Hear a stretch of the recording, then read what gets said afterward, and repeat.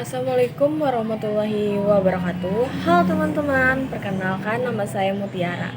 Jadi, di video pembelajaran kali ini saya ingin menjelaskan tentang teks argumentasi materi pembelajaran kelas 11. Sebelum kita masuk pada teks argumentasi, terlebih dahulu mengetahui apa sih argumentasi itu?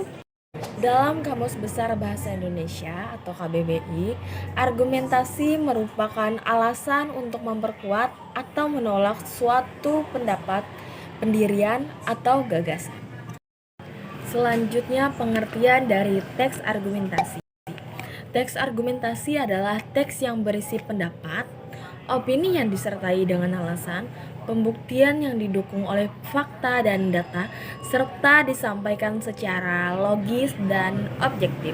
Nah, jadi dengan menggunakan teks argumentasi, besar harapannya dapat memancing pemikiran yang kritis dari pembaca.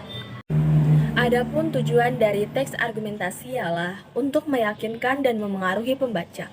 Berikut ini merupakan ciri-ciri dari paragraf argumentasi. 1. Memberikan penjelasan mengenai gagasan, pendapat, atau keyakinan penulis. Kedua, memerlukan fakta yang dilengkapi data yang valid. Ketiga, berisi mengenai teks yang memberikan pendapat dengan data yang jelas. Keempat, adanya sumber yang dapat dipertanggungjawabkan, hasil penelitian dan bacaan yang telah tervalidasi. Dan yang kelima, diakhiri dengan menulis simpulan dan kalimat penutup untuk memperkuat argumen. Selanjutnya adalah struktur dari teks argumentasi. Yang pertama adalah pendahuluan. Bagian pendahuluan berisi argumen yang akan disampaikan dengan menunjukkan dasar atau landasan dari sebuah argumen yang akan disampaikan oleh penulis. Yang kedua adalah tubuh argumentasi.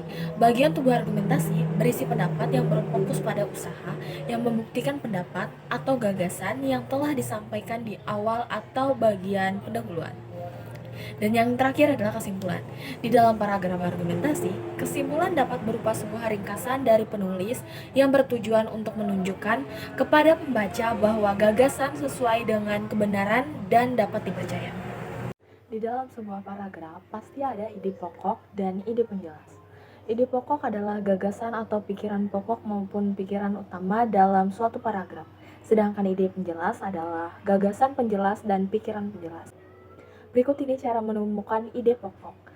Yang pertama adalah mengenali tipe atau jenis paragraf.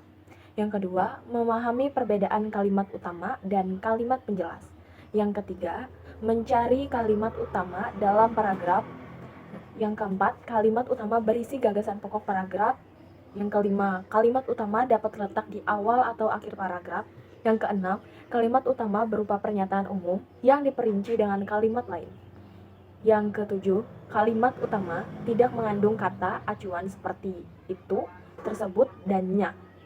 Yang kedelapan, kalimat utama biasanya mengandung kata seperti kunci, seperti yang terpenting adalah, pada prinsipnya, sebagai kesimpulannya, jadi, dengan demikian, dan intinya. Yang kesembilan, kalimat penjelas biasanya mengandung kata kunci seperti dengan kata lain, hal itu, artinya, cara tersebut, hal tersebut, selain itu, karena hal itu, akibatnya, sebagai contoh, contohnya, dan oleh karena itu. Nah, selanjutnya adalah pola pengembangan paragraf. Pola pengembangan paragraf dibagi menjadi tiga, yaitu paragraf deduksi, paragraf induksi, paragraf campuran. Paragraf deduksi merupakan jenis paragraf yang kalimat utamanya berada di awal paragraf. Paragraf ini dimulai dengan persoalan pokok atau kalimat topik, kemudian diikuti dengan kalimat penjelas. Yang kedua, paragraf induksi. Paragraf induksi merupakan jenis paragraf yang memiliki kalimat utama di akhir paragraf. Paragraf yang dimulai dengan mengemukakan penjelasan, kemudian diakhiri dengan kalimat topik. Dan yang terakhir adalah paragraf campuran.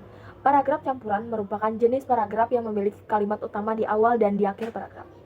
Jenis paragraf ini dimulai dengan mengemukakan persoalan pokok, diikuti kalimat-kalimat penjelas, dan diakhiri dengan kalimat utama lagi sebagai penjelas. Dan yang terakhir tentang penjelasan teks argumentasi kali ini adalah hal yang perlu diperhatikan dalam mengukur suksesnya penulisan paragraf argumentasi adalah cara pembaca dalam menerima dan mendukung gagasan yang dibuat penulis. Di dalam menulis sebuah teks argumentasi, penulis harus memperhatikan hubungan antar kalimat dan antar paragraf sehingga teks tersebut menjadi padu. Adapun kepaduan teks dibangun oleh kohesi dan koherensi. Kohesi adalah keserasian hubungan antar unsur dalam sebuah paragraf, sedangkan koherensi adalah kepaduan antar gagasan di dalam suatu paragraf. Jadi, semoga kalian semua dapat mengerti tentang materi yang saya sampaikan tadi dan semoga bermanfaat bagi kita semua. Mohon maaf apabila ada salah kata. Wassalamualaikum warahmatullahi wabarakatuh.